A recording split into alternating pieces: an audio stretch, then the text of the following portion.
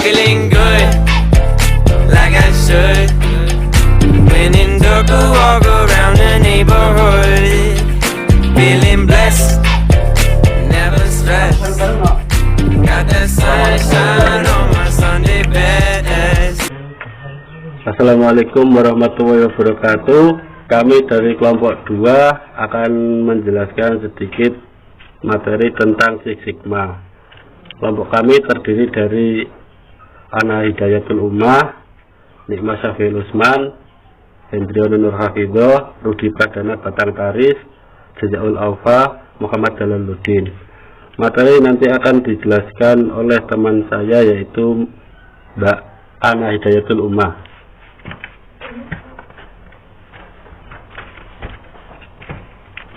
Six Sigma adalah suatu visi peningkatan kualitas menuju target 3,4 kegagalan per juta kesempatan atau DPMO untuk setiap transaksi produk baik barang maupun jasa oleh Hendradi pada tahun 2006. Six Sigma mempunyai 2 arti penting, yaitu Six Sigma sebagai filosofi manajemen dan Six Sigma sebagai sistem pengukuran. Six Sigma sebagai filosofi manajemen artinya merupakan kegiatan yang dilakukan oleh semua anggota perusahaan yang menjadi budaya dan sesuai dengan visi misi perusahaan. Tujuannya meningkatkan efisiensi proses bisnis dan memuaskan keinginan pelanggan sehingga meningkatkan nilai perusahaan. Yang kedua yaitu Six Sigma sebagai sistem pengukuran.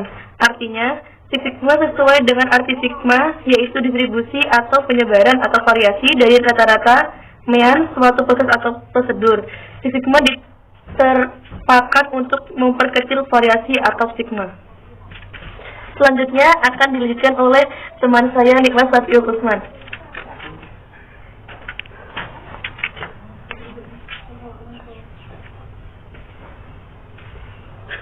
Keunggulan Six Sigma. Six Sigma sebagai program kualitas juga sebagai tool untuk pemecahan masalah. Six Sigma menekankan aplikasi tool ini secara metodis dan sistematis yang akan dapat menghasilkan terobosan dalam peningkatan kualitas.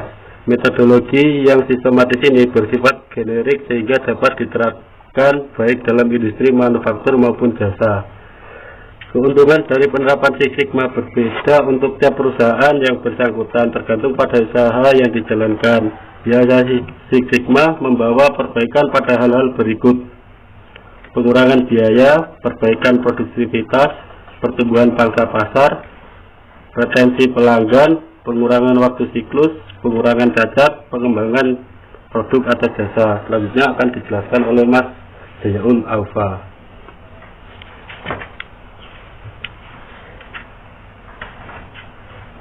Faktor-faktor dalam pelaksanaan Six Sigma. 1. Yaitu dukungan dari top level. Six Sigma menawarkan pencapaian yang terukur yang tidak akan mampu ditolak oleh pemimpin perusahaan yang dikerjakan oleh seorang superstar yang sangat tahu apa yang harus dilakukan di bidangnya. Yang kedua yaitu tim yang hebat. Para eksekutif champion, deployment champion, project champion, master black belt, dan grand belt adalah orang-orang yang terlatih dengan baik untuk mengerjakan proyek Six Sigma.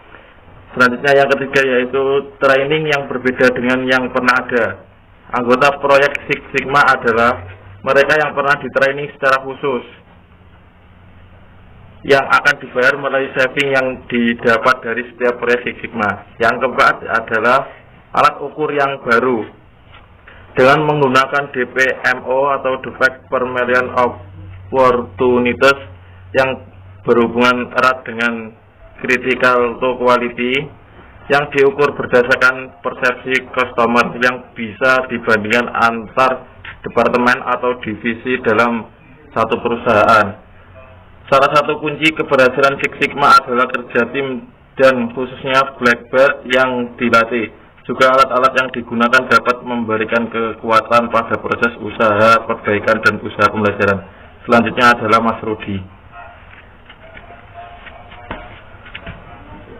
Metode atau alat-alat tersebut antara lain SPG, Particle Process Control, atau pengendalian proses secara statistik, berguna untuk mengidentifikasi permasalahan.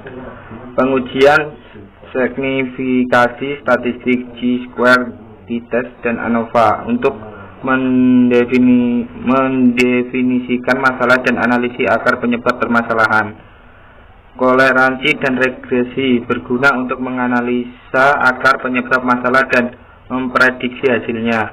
Desain eksperimen untuk menganalisa solusi optimal dan validasi hasil.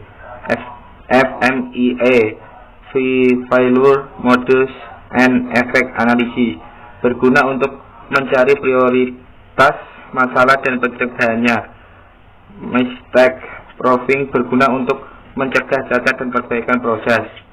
QVD, Quality Fund Development, untuk mendesain produk, proses, dan jasa. Selanjutnya akan diteruskan Mas Jalal.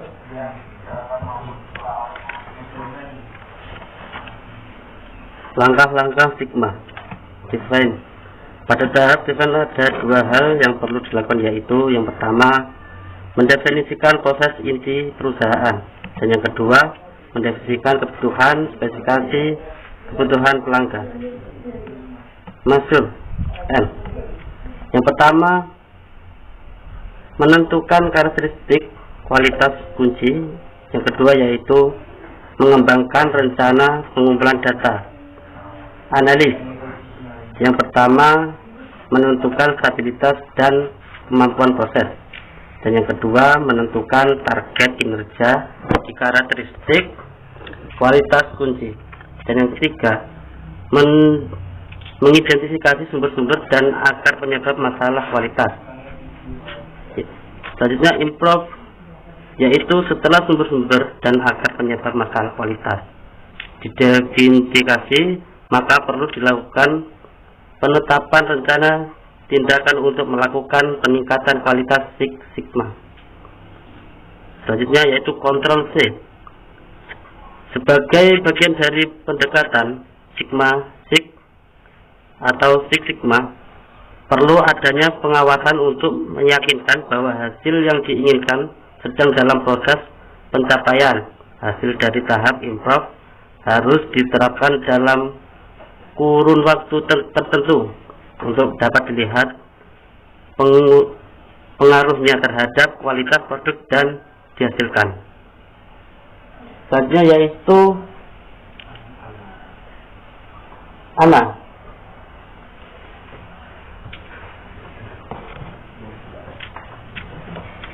Sekian presentasi dari kelompok kami. Jika ada pertanyaan bisa ditanyakan di lain kesempatan jika ketemu di kelas. Sekian dari kelompok kami. Wassalamualaikum warahmatullahi wabarakatuh. Hey, feeling good, like I should. When in dark, walk around the neighborhood. Feeling blessed, never stressed.